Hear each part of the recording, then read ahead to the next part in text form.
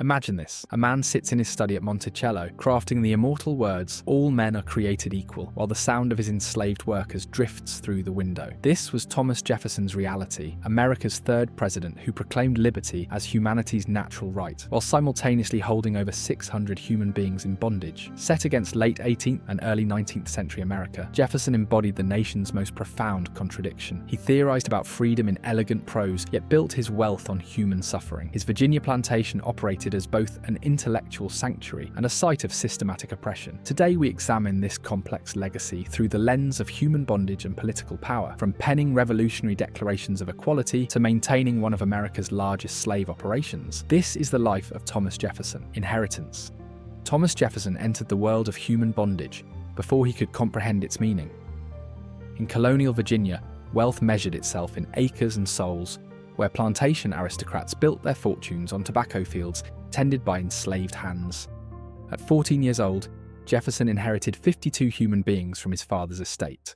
Peter Jefferson, a successful planter and surveyor who mapped Virginia's wilderness, left his son far more than land. The boy inherited an economic system where people served as property, their labour generating the wealth that would fund his education at the College of William and Mary. The inheritance transformed the teenage Jefferson into one of Virginia's significant slaveholders overnight.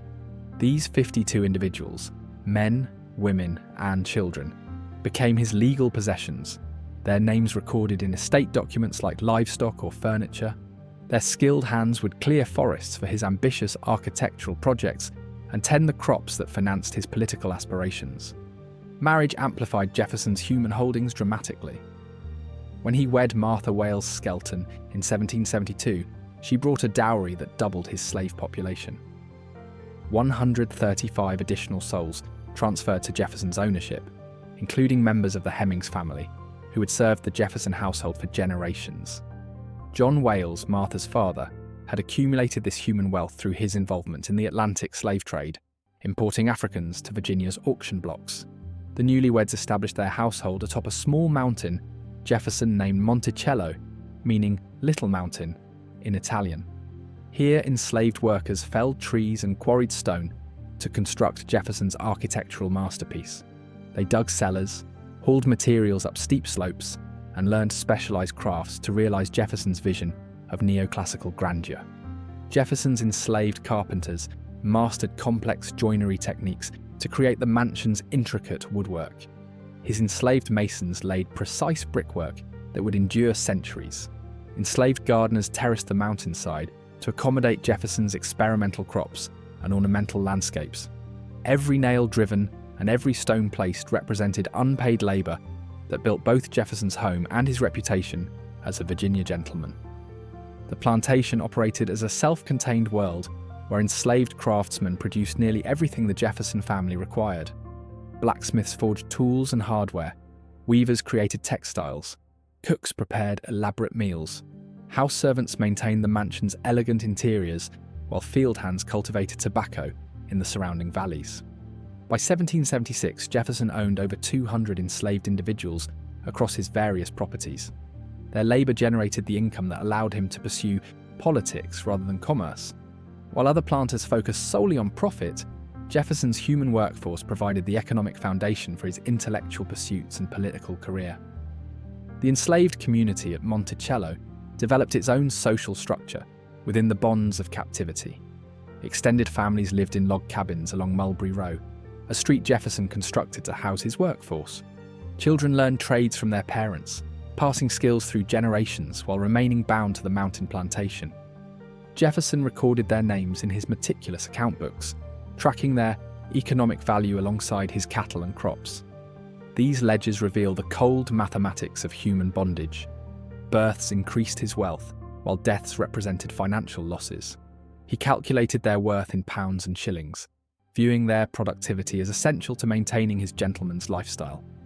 The young planter's inheritance had positioned him among Virginia's elite, but this status rested entirely upon the systematic exploitation of human beings who would never taste the liberty Jefferson would later champion in his revolutionary writings. Revolutionary contradictions. The summer of 1776 witnessed history's most glaring contradiction. While Jefferson crafted America's founding document proclaiming that all men are created equal, over 200 enslaved individuals toiled in his tobacco fields, their labour financing his revolutionary activities. Jefferson retreated to his rented rooms on Market Street in Philadelphia, the bustling colonial city where America's founders gathered to declare independence from Britain. His portable writing desk supported the papers, where he penned humanity's most famous assertion of natural rights. Meanwhile, back at Monticello, his enslaved workforce continued their daily routines of bondage, unaware their master was declaring liberty, the birthright of all mankind. The Continental Congress, a gathering of representatives from the 13 colonies, received Jefferson's draft with mixed reactions. Hidden within his soaring rhetoric lay a controversial passage condemning King George III for perpetuating the Atlantic slave trade. Jefferson accused the British monarch of forcing slavery upon unwilling American colonies, describing the traffic in human beings as piratical warfare against innocent Africans. Southern delegates erupted in fury. Representatives from South Carolina and Georgia threatened to abandon the independence movement entirely if the anti-slavery language remained. These men represented coastal regions where rice and indigo plantations depended on continuous importation of enslaved Africans. Their economic survival demanded the slave trade's continuation. Northern delegates faced their own dilemma. Merchants from New York and Boston had built fortunes financing slave ships and distilling rum from slave-produced sugar. Even those who privately questioned slavery's morality hesitated to condemn the institution that enriched their constituents. John Adams from Massachusetts and Benjamin Franklin from Pennsylvania watched Jefferson's anguish as the Continental Congress systematically dismantled his anti-slavery passage. Each revision removed another condemnation of human bondage. The final version eliminated any mention of slavery's evils, focusing solely on political grievances against British taxation and military occupation. Jefferson later described this editing process as mutilating his careful prose. He claimed the deleted passages represented his genuine opposition to slavery's expansion. Yet his personal finances revealed a different truth. His lifestyle, his political career, and his family's comfort depended entirely on enslaved labour. Virginia's plantation elite understood this economic reality perfectly. George Washington owned over 300 enslaved individuals. James Madison held more than 100. These men could theorize about natural rights while maintaining human bondage, because their wealth insulated them from slavery's immediate moral consequences. The contradiction extended beyond mere hypocrisy into practical politics. Jefferson and his fellow Virginia planters needed slavery to maintain their status as gentlemen farmers. This status provided the leisure time necessary for political leadership. Without enslaved labour, they would have laboured personally in their fields, eliminating their availability for revolutionary activities. Even as Jefferson signed the Declaration of Independence on July 4th, his plantation manager sent regular reports about crop progress and slave productivity. These letters reminded him that his revolutionary ideals existed alongside his economic dependence on human bondage. The newly independent states faced an impossible choice. Immediate abolition would bankrupt the Southern economy and potentially destroy the fragile Union before it could establish itself. Continued slavery mocked the very principles upon which America claimed to stand. Jefferson chose preservation of the Union over consistency with his proclaimed ideals. His revolutionary generation would pass this moral burden to future Americans, hoping time might resolve what they lacked the courage to address immediately. The contradiction between liberty and bondage would define American politics for the next century. Presidential expansion. Jefferson's presidency transformed America from a coastal nation into a continental empire, simultaneously expanding both freedom and slavery across an entire continent. His 8 years in the White House witnessed the country's most dramatic territorial growth, while his personal slaveholdings reached their peak. The Louisiana Purchase of 1803 represented the largest real estate transaction in human history. France, desperate for cash to fund its European wars, offered to sell the entire Louisiana territory to the United States. This vast region stretched from New Orleans to the Canadian border, encompassing present-day Louisiana, Missouri, Arkansas, Iowa, Minnesota, and portions of several other states. Jefferson authorized the purchase for $15 million, instantly doubling America's size. Napoleon Bonaparte, France's ambitious emperor, met with American negotiators in his palace at Versailles. The French leader had originally planned to rebuild France's North American empire using enslaved labour from Haiti. When Haitian revolutionaries led by Toussaint Louverture defeated French forces, Napoleon abandoned his American ambitions. He offered the Americans far more territory than they had requested, eager to prevent British seizure of the region. Jefferson agonized over the constitutional implications in his private study at the White House. The Constitution, America's governing document, contained no explicit provision allowing territorial purchases. His strict interpretation of federal power suggested the purchase exceeded presidential authority. Yet the strategic benefits proved irresistible. Control of the Mississippi River would secure Western trade routes for American farmers. The president's personal correspondence revealed deeper concerns about slavery's westward expansion. He privately worried that spreading the institution across such vast territory would perpetuate human bondage indefinitely. Yet he also feared that restricting slavery's expansion might trigger Southern secession and destroy the Union. During his presidency, Jefferson owned approximately 400 enslaved individuals across his Virginia properties. These men, women, and children provided the agricultural income that sustained his family while he served in Washington. Their tobacco crops generated the revenue that allowed him to focus on presidential duties rather than personal finances. The White House itself operated with enslaved workers brought from Monticello. These individuals prepared meals, cleaned rooms, and maintained the executive mansion, while their owner shaped national policy. Foreign diplomats dining at presidential receptions consumed food prepared by enslaved hands, witnessing American democracy's fundamental contradiction firsthand. Jefferson's private letters to his plantation manager revealed his continued attention to slave productivity, even amid presidential responsibilities. He inquired about crop yields, slave health, and disciplinary issues, while simultaneously crafting policies for the expanding nation. These communications demonstrated how thoroughly his personal wealth remained tied to human bondage. The Missouri Territory's application for statehood in 1819 forced Jefferson to confront slavery's expansion directly, though this occurred after his presidency.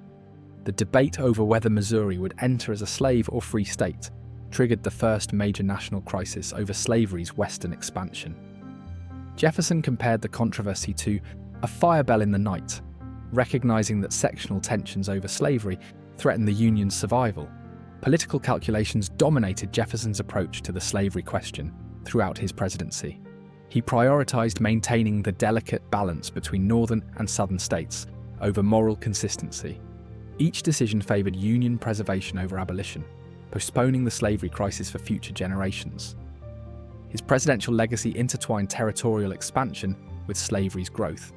The Louisiana Purchase provided vast new regions where human bondage could flourish, ensuring the institution's survival well into the 19th century, while Jefferson's own enslaved workforce continued laboring to support his political career.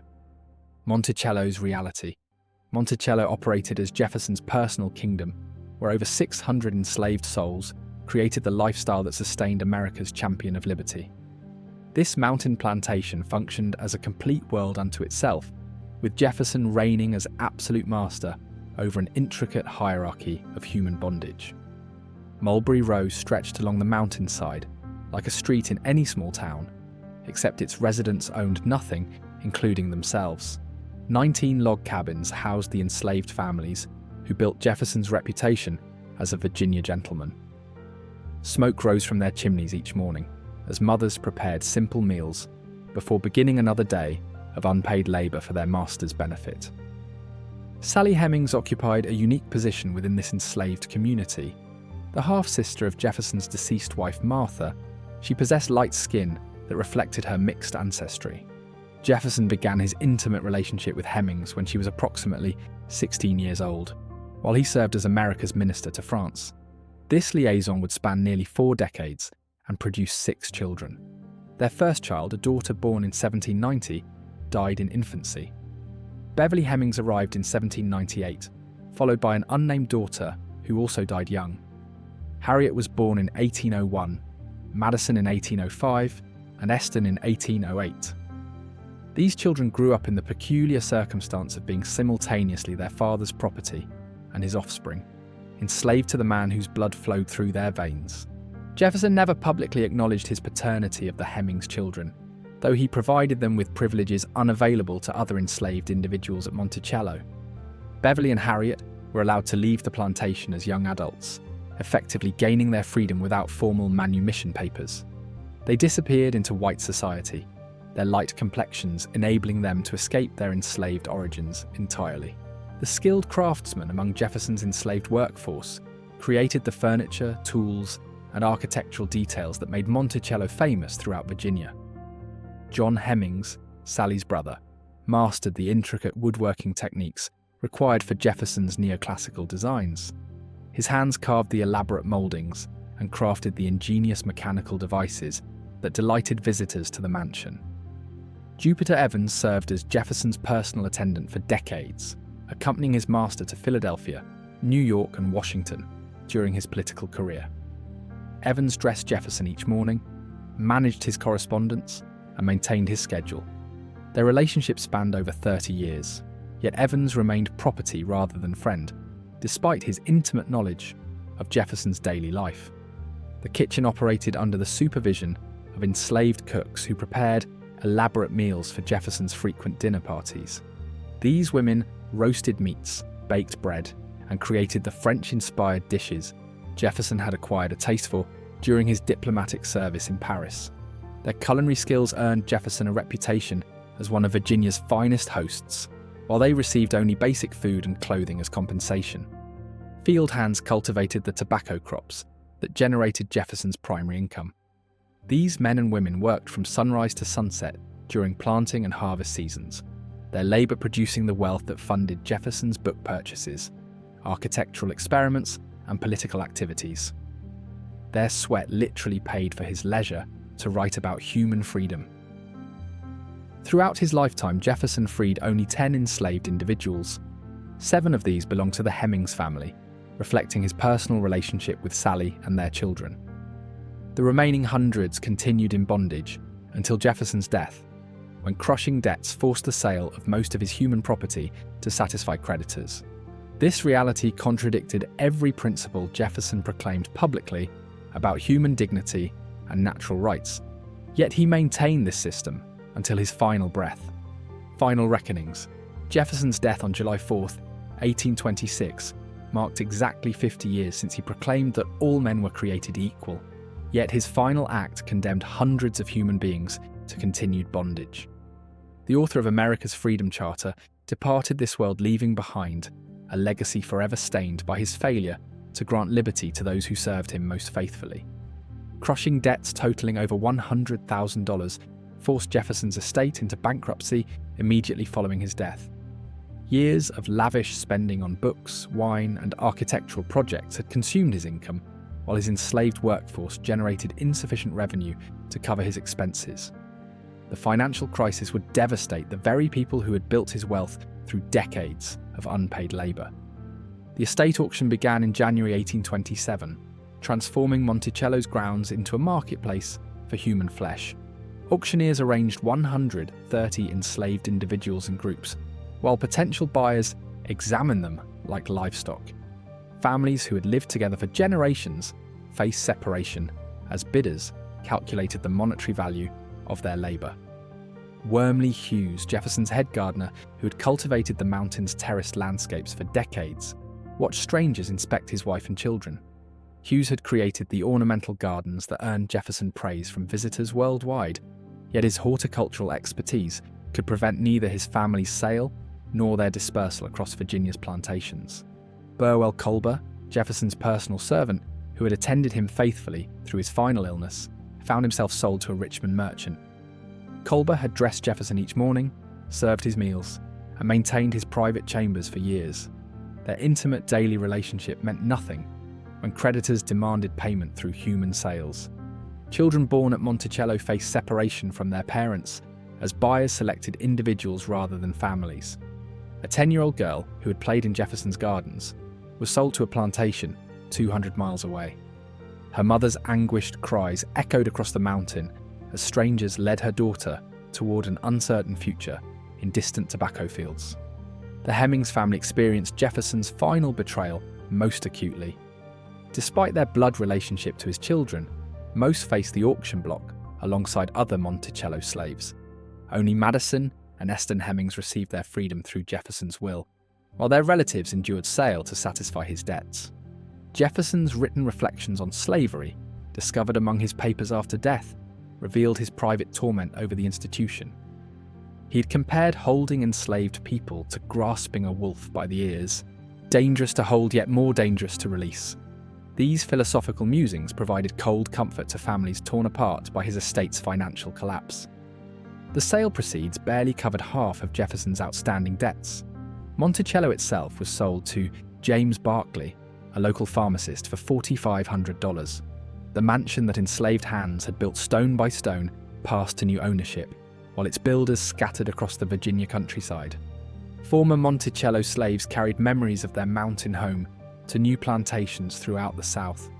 They remembered the gardens they had tended, the furniture they had crafted, and the meals they had prepared for the man who proclaimed liberty while denying them freedom. Jefferson's tombstone, designed by his own hand, listed his authorship of the Declaration of Independence and founding of the University of Virginia. The inscription omitted any mention of his presidency, while completely ignoring the 600 human beings whose labour had made his achievements possible. The contradiction between Jefferson's ideals and actions would haunt American democracy for generations, proving that even liberty's greatest champions could perpetuate the very oppression they claimed to oppose.